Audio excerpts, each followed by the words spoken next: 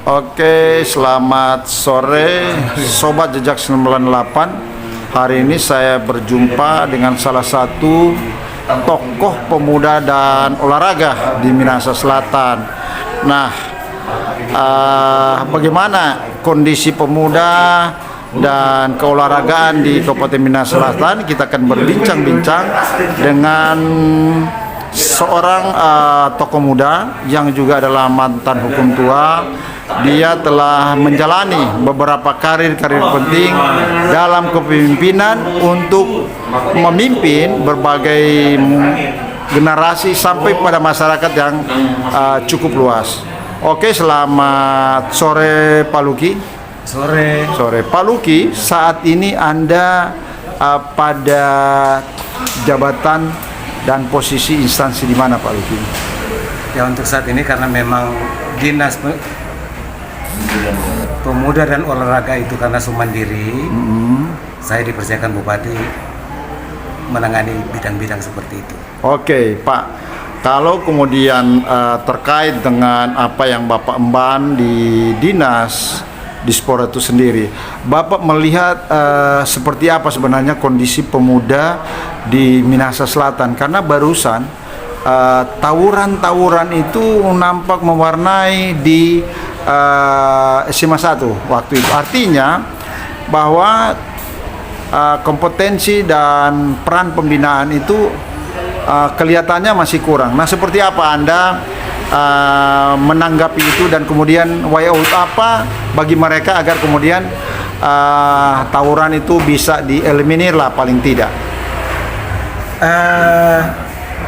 Dari segi pendidikan memang kami dalam kepemudaan saja ya, karena bukan ranah kami menjawab seperti itu. Menyangkut tawuran, yang pertama kalau untuk saya ya sebagai orang tua, yang pertama tolonglah peran orang tua memperhatikan anak-anak yang ada dari rumah, sebab ketika mereka keluar pasti akan terbawa hasil didikan orang tua. Guru ataupun kami-kami ini yang mengayomi generasi muda tentu tetap mengarahkan supaya mereka itu bagaimana tampilan mereka, hasil didikan dari orang tua yang paling utama. Oke, apa tidak pernah dilakukan evaluasi untuk kemudian membangun satu desain konstruksi pembinaan anak-anak muda dalam rangka mengeliminir tawuran yang terjadi antar pemuda? Iya, ini menjadi salah satu konsep dari kepemudaan yang ada di Dinas Pendidikan, Dinas Pemuda dan Olahraga. Memang kami setelah melihat nomenklatur dan tugas-tugas kami di bidang kepemudaan, itu salah satu tugas kami. Jadi karena kami ini baru, mungkin dan rencanakan kami mungkin akan tahun-tahun ke depan lebih akan spesifik ke kegiatan-kegiatan dari desa. Oke. Jadi seperti itu. Jadi sasaran kami di bidang kepemudaan tidak melekat secara umum, tetapi mungkin menjadi bahan dasar kami akan mungkin merencanakan tahun ke depan basic kepemudaan berbasis di desa. Oke. Misalnya kegiatan-kegiatan keagamaan, Karang Taruna dan lain-lain, organisasi berbasis desa.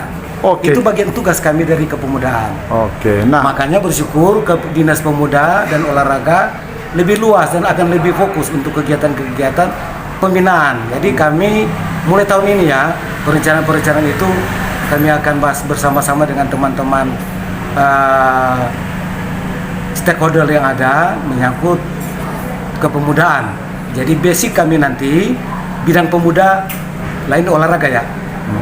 Basic kepemudaan kami mungkin akan merencanakan bagaimana kepemudaan itu pendidikan mental, dan yang lebih spesifik kami akan mencoba kembali dari bawah. oke, terkait dengan mekanisme koordinasi antara dinas atau Dispora itu sendiri dengan instansi terkait, misalnya kalau tawuran berhubungan dengan kepolisian, bagaimana pendekatan education approach itu dilakukan, kemudian dengan tokoh-tokoh agama dan gereja misalnya seperti apa koordinasinya, serta kemudian dengan organisasi-organisasi kepemudaan, peran lintas sektoral ini itu dibangun seperti apa? sementara ini untuk orang yang ada di Dinas Pemuda, khusus pemuda ya kan ada olahraganya. Kami sementara ini mendata organisasi kepemudaan sambil berkoordinasi dengan stakeholder yang ada seperti Kesbangpol, mengakomodir kepemudaan. Kemudian kami mau usahakan segala sesuatu itu secara resmi urusan-urusan kepemudaan itu benar-benar keabsahannya terdaftar di Kesbangpol. Yang jelas seperti itu, tapi pola pembinaan mental kami sangat mengharapkan bantuan orang tua, yang paling pokok orang tua. Sebab kalau dia meluas nanti ke sekolah, tanggung jawab orang tua jangan cuma asal lepas di sekolah. Hasil pendidikan orang tua itu dia akan terjabar dan tergambar di mana seorang pemuda itu hadir. Hubungan koordinasi dengan kepolisian? Dengan kepolisian, yang pasti kalau ada kegiatan-kegiatan tentang pembinaan generasi muda, kami tetap melaksanakan koordinasi seperti baru-baru ada kegiatan-kegiatan dari